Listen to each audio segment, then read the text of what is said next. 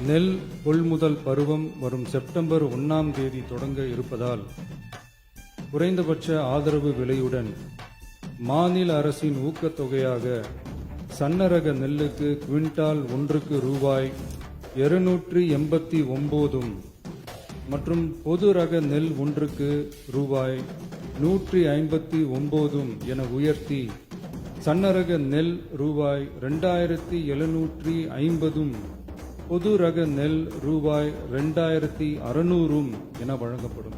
மாநில அரசு நெல்லுக்கான ஊக்கத்தொகையினை ஓராண்டில் 156 ரூபாய்க்கு மேல் உயர்த்தி வழங்குவது வரலாற்றில் இதுவே முதல் முறையாகும். அதேபோல 2025-26 கரும்பு அரவை பருவத்தில் சர்க்கரை ஆலைகளில் பதிவு செய்து கரும்பு வழங்கும் விவசாயிகளுக்கு ஒன்றிய அரசு மெட்ரிக் டன் ஒன்றுக்கு ரூபாய் 3290.50 நிர்ணயம் செய்துள்ளது. அதற்கு மேல் தமிழ்நாடு அரசால் சிறப்பு ஊக்கத்தொகையாக டன் ஒன்றுக்கு 709.50 ரூபாய் வழங்கப்படும்.